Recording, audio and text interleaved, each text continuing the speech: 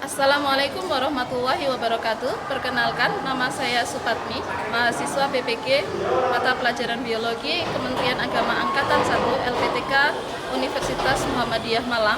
Hari ini saya akan melakukan praktek pembelajaran dengan menggunakan model problem based learning di kelas 11 fase F untuk materi teknologi pada sistem gerak. Terima kasih. Assalamualaikum warahmatullahi wabarakatuh.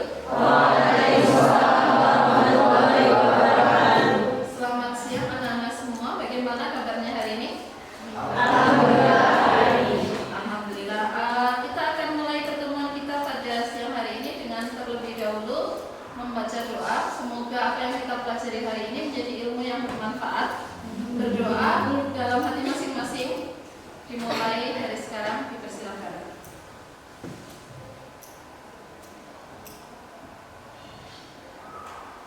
Cukup. Sebelum memulai pembelajaran, Umi minta izin untuk mengecek kehadiran. Yang tidak hadir hari ini siapa ya? Alhamdulillah hadir semua. Thank you. Oke. Baik, kita akan belajar apa ya hari ini? Oke, di slide-nya. Oke, kita akan belajar terkait teknologi pada sistem gerak. Sebelum kita masuk ke materi, Umi ingin mereview dulu pertemuan kita sebelumnya. Kita sudah belajar tentang sistem gerak. Adakah yang bisa menjawab pertanyaan saya? Apa yang sudah kalian pelajari terkait dengan sistem gerak di pertemuan sebelumnya? Silakan angkat tangan. Ya. Sistem gerak adalah gabungan dari beberapa tulang yang berfungsi untuk menggerakkan tubuh. Oke, gabungan dari beberapa tulang. Berarti sebelumnya sudah belajar tentang apa? Tentang Rangka. Oke, sudah belajar tentang rangka. Selain rangka, apa yang sudah dipelajari? Sendi. Oke, masih apa lagi? Oke, kita juga sudah belajar yang terakhir sebelum pertemuan hari ini tentang apa? Ada yang ingat? Pertemuan terakhir tentang penyakit atau gangguan dan kelainan pada sistem gerak. Contohnya apa? Ada yang masih ingat gangguan dan kelainan pada sistem gerak? Apa? Osteoporosis. Bukan salah satu penderita kan? Nah, kalau di pertemuan sebelumnya kita sudah bicara tentang gangguan dan kelainannya, hari ini kita akan melanjutkan pembahasan kita bagaimana cara kita mengatasi gangguan dan kelainan tersebut yang kita sudah bicarakan di pertemuan kemarin. Maka hari ini kita akan belajar tentang teknologi pada sistem gerak. Oke, kelihatan gambar saya di depan? Pasti semua sudah pernah lihat ini ya, yang nyata bukan gambar ya. Oke, apa sih yang kalian ketahui tentang gambar yang pertama ini? Untuk apa? Oke, salah satunya tuliskan. Nah, jawab rame-rame biasanya pinter-pinter. Salah satu angkat tangan. Ya, membantu seseorang untuk berjalan. Membantu seseorang untuk berjalan. Yang lain ada yang mau membantu menambahkan? Ya, Oke. membantu seseorang untuk punya Orang yang bagaimana pertanyaannya? Apakah semua orang bisa bebas menggunakan ini ataukah orang dengan kebutuhan tertentu? kebutuhan tertentu. Misalnya, Orang Theo. apa sih? Oke. Ada tulang. Terus stroke. Oke. Terus kemudian saya punya gambar yang kedua. Kalau ini, ada yang bisa menjelaskan tentang gambar yang kedua? Ya. Ganti-gantian. Ada barusan bersuara sepertinya. Pembidayaan biasanya digunakan untuk apa? Ada patah tulang. Biar apa? Oke, good Adam. Oke, baik. Jadi hari ini seperti yang Umi tampilkan di sini, kalian kan sudah mengenal teknologi ini sebenarnya ya dalam kehidupan sehari-hari. Kita akan belajar tentang teknologi apa saja sih yang bisa dimanfaatkan untuk pengobatan. Selain pengobatan juga untuk pencegahan. Pencegahan apa? Gangguan dan kelainan pada sistem gerak. Saya izin ganti layar. Bagaimana cara kita belajar hari ini? Hari ini kalian akan berdiskusi dalam kelompok. Masing-masing kelompok sudah Umi kirim link untuk LKPD dan materi ya. Sudah diunduh? Sudah. Sebagian sudah ada yang mencetak? Sudah. Oke, thank you yang sudah mencetak. Jadi hari ini kita Nanti kalian akan terbagi menjadi 6 kelompok yang kemarin di pertemuan sebelumnya sudah Umi bagi. Dan setelah ini kalian akan berkumpul dengan kelompoknya masing-masing. Apa yang akan kalian lakukan? Yang kalian lakukan adalah mengidentifikasi apa saja sih teknologi yang bisa dimanfaatkan untuk mengatasi gangguan dan kelainan pada sistem gerak. Nanti setiap kelompok minimal mengidentifikasi 3. Lebih boleh, boleh. Kan itu minimal. Jadi minimal itu berarti yang harus dipenuhi. Kalau misalnya kalian bisa memberikan yang lebih, it's okay, boleh. Teknologinya apa? Kemudian jelaskan teknologi itu apa. Kemudian dimanfaatkan untuk apa teknologi itu? Seperti tadi contoh yang saya tampilkan tadi ada 2 ya. Apa? Sama pembelian. Itu dimanfaatkan untuk apa? Kemudian kelebihannya apa ketika menggunakan teknologi itu? Kekurangannya apa? Setelah itu kalian buatlah sebuah file materi presentasi. Kita akan mempresentasikan tiap-tiap kelompok nanti 10 menit di depan kelas. Dan kalian punya waktu diskusi kurang lebih selama 45 menit atau 1 jam pelajaran. Bisa? Bisa. Oke. Ada pertanyaan terkait tugas hari ini? Belum jelas? Oke. Silakan bergabung dengan kelompoknya masing-masing untuk menyelesaikan tugasnya.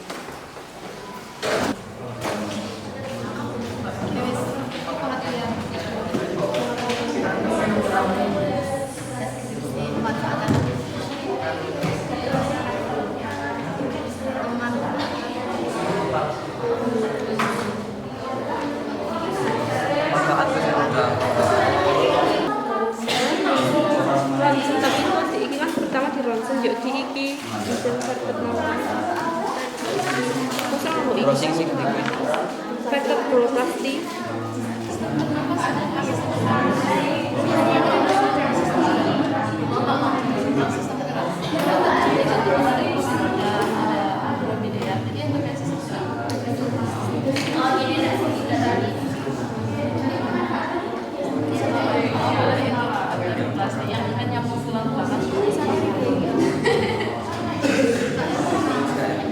Masuk. Kan pakai mesin teknologi itu kan bermesin.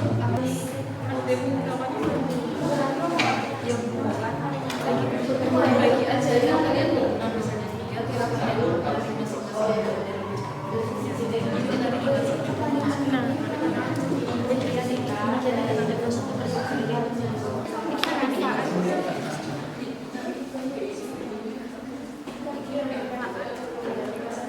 Zaman dahulu kan sebelum itu juga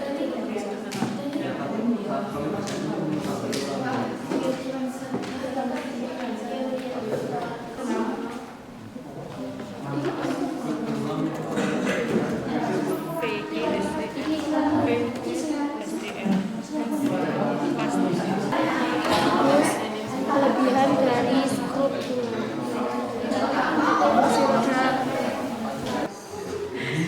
merupakan teknologi yang dikembangkan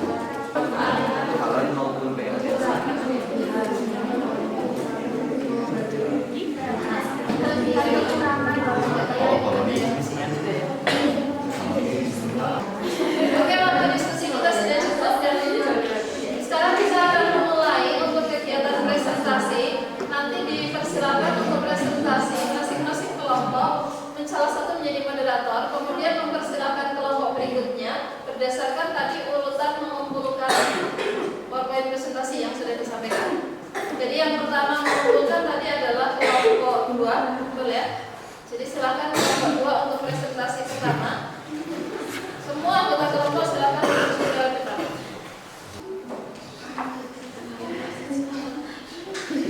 Assalamualaikum warahmatullahi wabarakatuh. Di sini kami dari kelompok 2 yang mempresentasikan hasil diskusi kami, yaitu tentang sistem teknologi dan sistem gerak.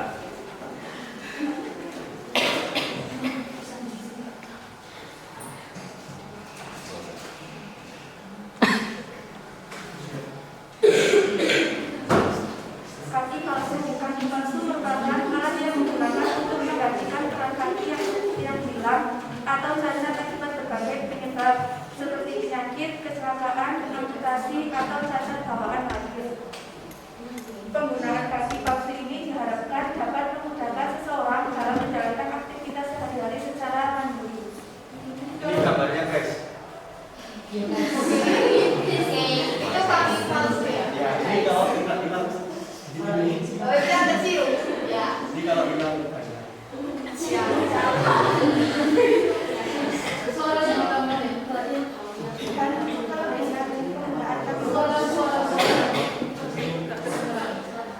Untuk kelebihan penggunaan kaki palsu adalah menggantikan peran kaki yang dan memudahkan seseorang dalam menjalankan aktivitas sehari-hari secara mandiri. Kekurangannya 1. Perubahan bentuk di sisa kaki.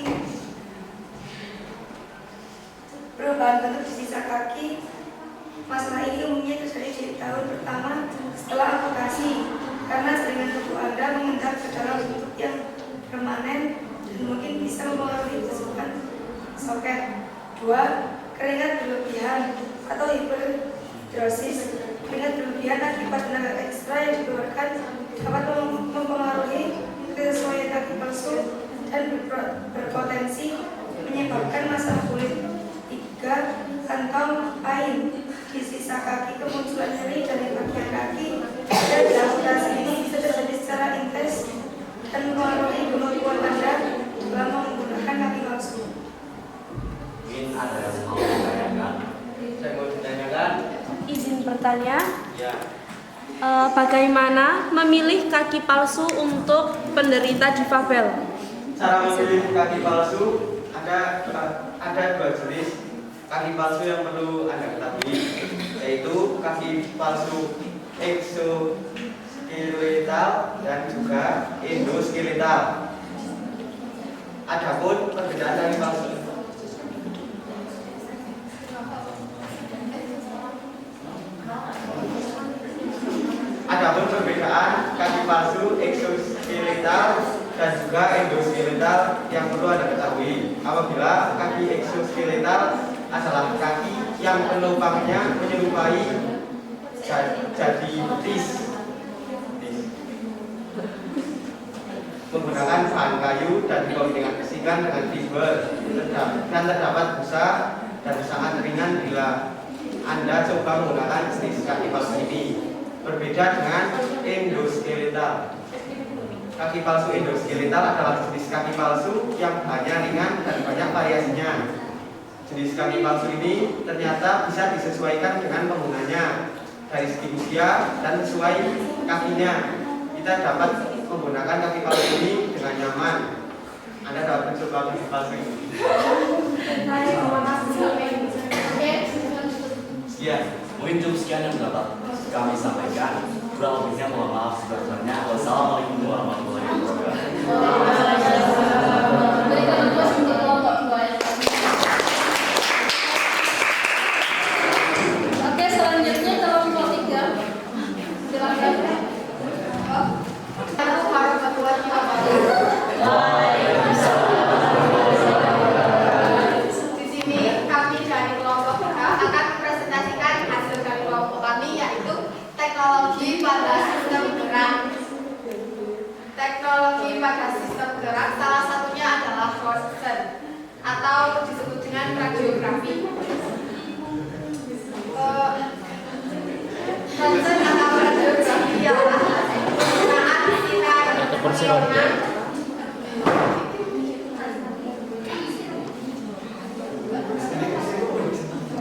Ronsen atau radiografi ialah penggunaan sinar pengionan untuk membentuk bayangan benda yang dikaji pada film.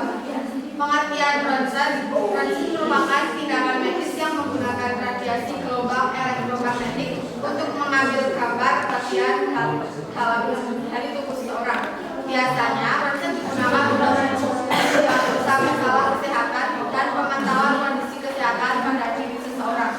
Dalam beberapa jenis foto Ronsen digunakan tambahan cat warna atau kontras yang diminum atau disembunyikan, misalnya ionik atau barium, untuk menghasilkan gambaran yang lebih detail. Metode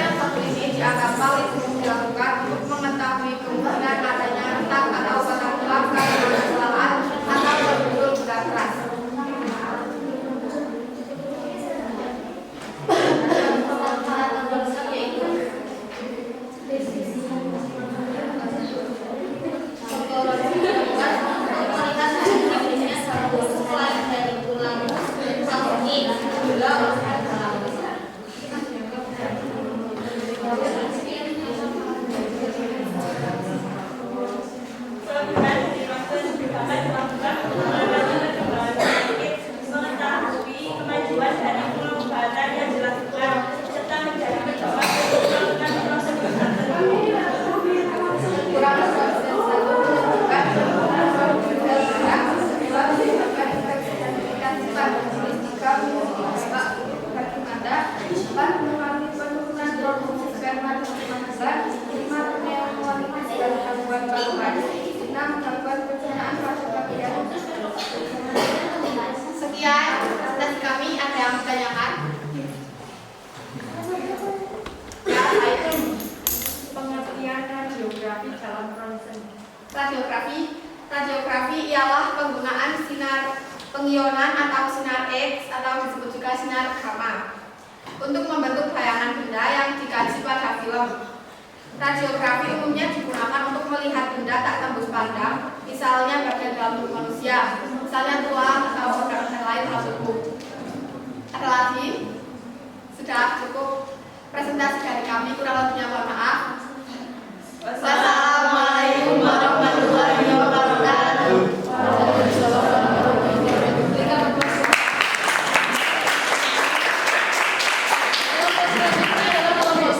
Silakan kelompok 1. Oke, assalamualaikum warahmatullahi wabarakatuh. Kami dari kelompok 1 akan mempresentasikan hasil diskusi kelompok kami tentang teknologi pada sistem gerak yang menuju pada skrup bahan tulang. Skrup bahan tulang atau teknologinya dikembangkan oleh Yuji Uchiyo yang digunakan untuk mengobati patah tulang atau digunakan untuk membubuhkan bagian-bagian tulang. Pemanfaatan digunakan untuk menghubungkan bagian-bagian tulang yang nantinya tumbuh menjadi tulang. Kelebihan dari skrup bahan tulang adalah biodegradable karena tulang terfibrosasi dan tidak perlu mengambil kembali. Untuk kekurangan pada penggunaan skrup bahan tulang yaitu sulit digunakan untuk merawat keretakan pada tulang yang besar, contohnya yaitu tulang paha. Harganya juga relatif mahal. Pada penggunaannya juga untuk tergantung pada imun pasiennya. Ada beberapa yang imunnya itu tidak memadai, misalkan bisa menurunkan imunnya juga kan berbahaya. Jadi tidak bisa untuk penggunaan jangka lama. Jadi kekurangan yang terakhir yaitu tidak bisa jangka waktu lama. Si aslinya jangka waktunya itu bisa untuk seumur hidup. Jadi jangka waktunya lama, tapi tergantung pada pasien. Oke, ada yang ingin ditanyakan?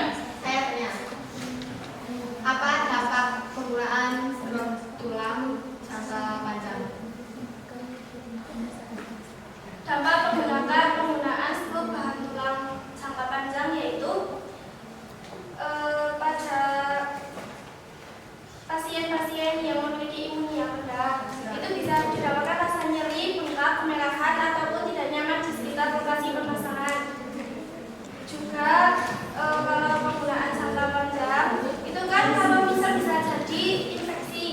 Nah, ketika pengambilan itu pada bagian yang digunakan skrup itu bisa berongga.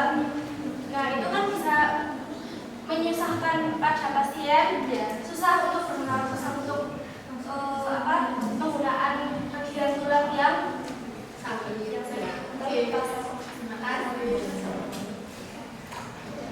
Cukup sekian dari kelompok kami. Kalau punya mohon maaf. Wassalamualaikum warahmatullahi wabarakatuh. Waalaikumsalam warahmatullahi wabarakatuh. Terus kelompok 1.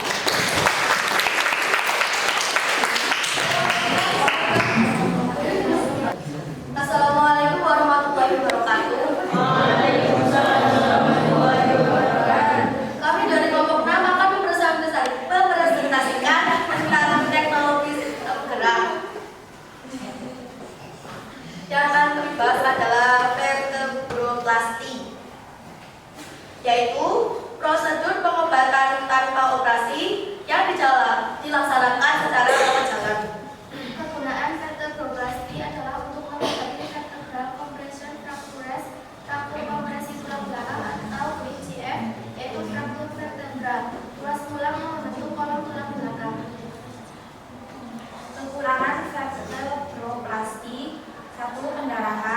2. Infeksi. 3. Reaksi alergi terhadap obat-obatan. 4. Gangguan pernafasan atau jantung pada pasien bila vertebrasi dilakukan di bawah pengaruh obat anestesi atau bius umum. Yang keempat adalah cedera pada kesarahan. Terus bocornya semen ulang ke area sekitarnya. Kelebihannya yaitu mobilitas pasien akan kembali normal, 75% dan kualitas hidupnya pun meningkat dengan mengurangi atau melepasnya rasa nyeri. Apakah ada pertanyaan? Ada. Bagaimana sih prosedur vertebroplasti dilakukan? Prosedur vertebroplasti meliputi 1. Dokter akan memberikan obat anestesi bius lokal pada kulit supaya pasien tetap rileks dan tenang selama prosedur. Bagi pasien dengan nyeri hebat, obat anestesi umum mungkin diperlukan. 2. Jarum berlubang akan dimasukkan lewat kulit ke tulang belakang. Sinar X digunakan untuk membantu mengarahkan jarum ke posisi yang tepat. Bagian tubuh lain akan dilindungi dari sinar radiasi. 3. Pelindungi jarum ini. Cairan semen akan dimasukkan ke dalam tulang belakang. 4. Pasien akan diminta untuk berhenti selama 1 jam sembari semen mengeras. 5. Kondisi pasien akan dipantau selama 1 hingga 2 jam di ruang observasi. Beberapa hal yang perlu diperhatikan setelah vertebroplasti antara lain. 1. Pasien disarankan untuk tetap berbaring di tempat tidur dalam 24 jam pertama pasca operasi. Setelah itu, pasien dapat mencoba kembali ke aktivitas normal seperti biasa. 2. Hindari mengangkat beban berat atau melakukan olahraga berlebihan setidaknya 6 minggu pasca operasi. 3. Letakkan es pada area luka bila pasien mengalami nyeri di tempat ditusukannya jarum.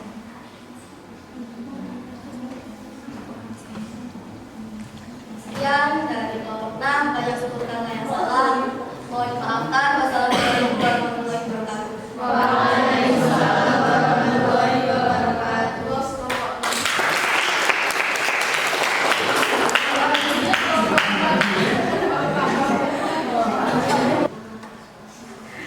Assalamualaikum warahmatullahi wabarakatuh.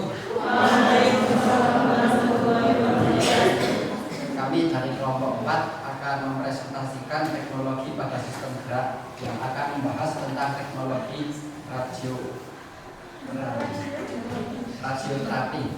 Radioterapi atau disebut juga terapi radiasi adalah terapi menggunakan radiasi yang bersumber dari energi radioaktif atau dibangkitkan oleh nuklir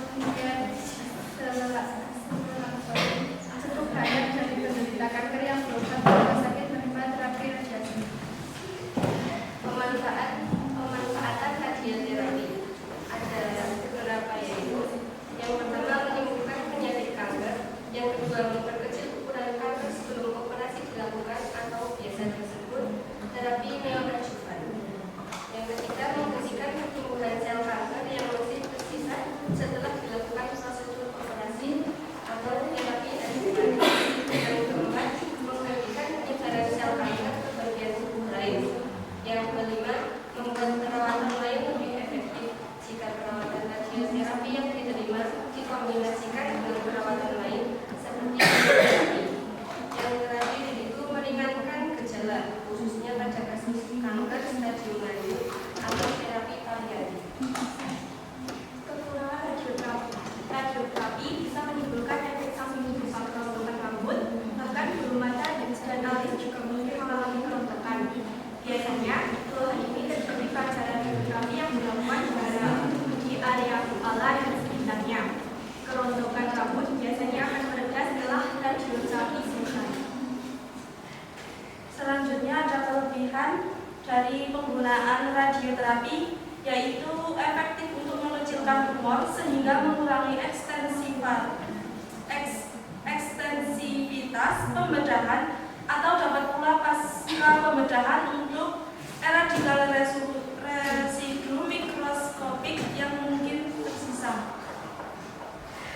Baik, ada pertanyaan? Bertanya, bagaimana prosedur dalam penggunaan alat radioterapi? Jadi prosedur dalam penggunaan alat radioterapi adalah yang pertama, pasien akan berbaring pada meja pemeriksaan. Lalu pasien akan diposisikan agar radioterapi dapat dilakukan dengan baik. Dokter mungkin akan menggunakan bantal atau alat pengingat lainnya untuk memposisikan pasien. Pasien akan mengalami CT scan atau pemeriksaan pencitraan dengan sinar X agar dokter mengetahui seberapa luas kadar dan di mana radiasi perlu difokuskan. Sekian dari kelompok kami. Terima kasih. Assalamualaikum warahmatullahi wabarakatuh. Waalaikumsalam warahmatullahi wabarakatuh. Terus untuk kelompok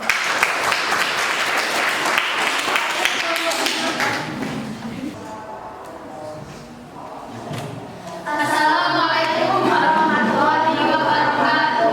Waalaikumsalam warahmatullahi wabarakatuh.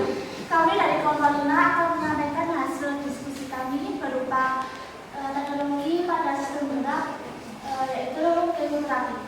Jadi, kemoterapi adalah pengobatan atau obat-obatan yang dilakukan untuk mengobati penyakit kanker. Manfaat dari kemoterapi yaitu untuk meringankan gejala, untuk mengendalikan penyebaran kadar tumor, untuk mengobati penyakit pada kanker.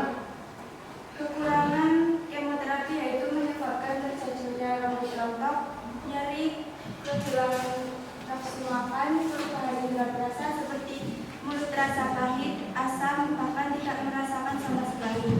Penurunan berat badan, mual dan muntah, sesak nafas dan kelainan detak jantung akibat anemia, kulit kering dan terasa perih, perdarahan seperti mudah memar, gusi berdarah dan mimisan, sering terkena infeksi, sulit tidur, gangguan psikologis seperti depresi, stres dan cemas, gairah seksual menurun dan gangguan kesuburan atau infertilitas, rasa lelah dan lemah sepanjang hari, konstipasi atau diare dan sariawan.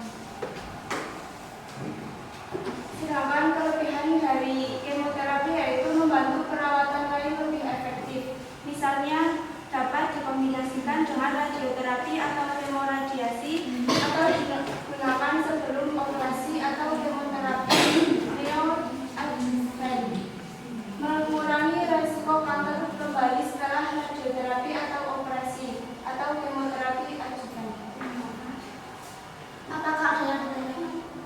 Izin bertanya, kami dari kelompok lain bertanya, mengapa jika melakukan kemoterapi itu bisa mempengaruhi rambut rontok? Karena pengobatan kanker menggunakan kemoterapi adalah untuk memanfaatkan obat-obatan keras untuk membunuh sel-sel kanker yang berkembang cepat di dalam tubuh. Nah, obat-obatan itu juga dapat merusak sel-sel dalam tubuh yang normal. Salah satunya sel keratinosit yang berada di folikel atau akar rambut yang menyebabkan rambut rontok. Ya, itu seperti itu. Sekian dari kelompok 5, kurang lebih dan mohon maaf. Wassalamualaikum warahmatullahi wabarakatuh. Waalaikumsalam warahmatullahi wabarakatuh.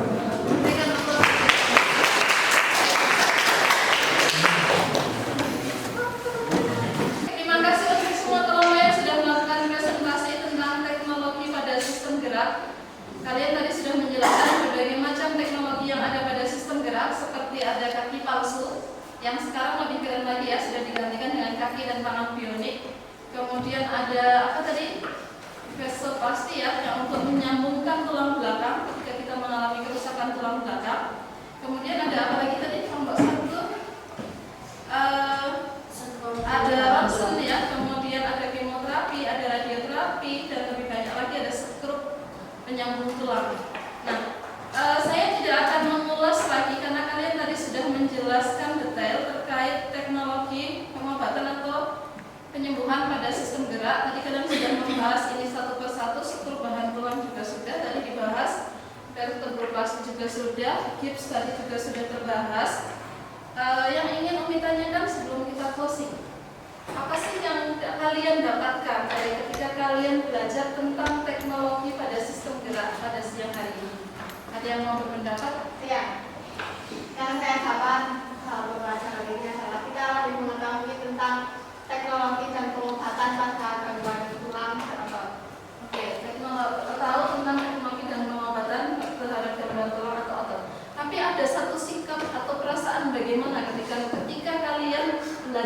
teknologi ini? Lebih bersyukur. Lebih bersyukur. Kenapa begitu?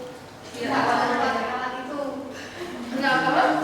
nggak mau anti terkena gangguan tangga sehingga kita menggunakan alat-alat tersebut. Oke, good. Terima kasih. Berarti kita harus mensyukuri ketika tulang kita, ketika otot kita, sistem gerak kita sehat, ya. Sehingga kita tidak perlulah memanfaatkan meskipun ini adalah teknologi canggih, tapi tadi kalian sudah menjelaskan setiap teknologi punya resiko. Meskipun punya kelebihan dan yang kita miliki malah tidak punya resiko. Itu yang paling aman. Baik, untuk menutup kegiatan kita pada siang hari ini, silakan disiapkan HP-nya masing-masing. Kita akan evaluasi dengan menggunakan Google Form. Yang pertama adalah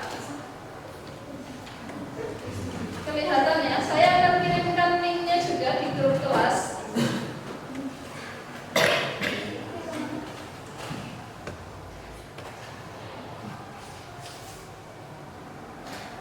Yang pertama adalah kalian mengisi tentang jurnal refleksi. Silakan diisi dalam waktu 5 menit.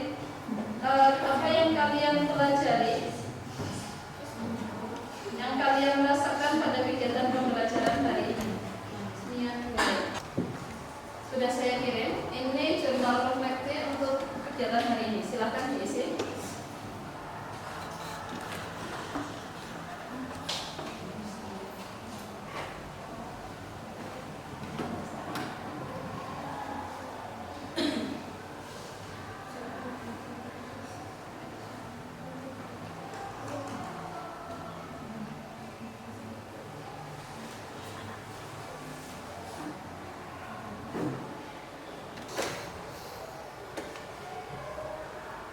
Kemudian untuk yang kedua yang kalian isi, kalau tadi juga sudah Umi kirim di grup, itu adalah self assessment. Jadi apa yang kalian rasakan selama mengikuti pembelajaran pada hari ini, nanti kalian akan masuk ke form seperti ini.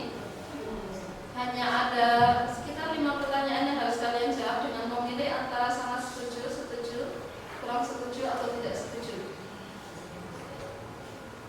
Kemudian yang ketiga itu adalah penilaian terhadap teman satu tim kalian. Silakan dinilai dengan jujur pada 3 parameter: bagaimana kerjasamanya, bagaimana kedisiplinannya, dan bagaimana komunikasinya dalam kelompok. Dan yang terakhir adalah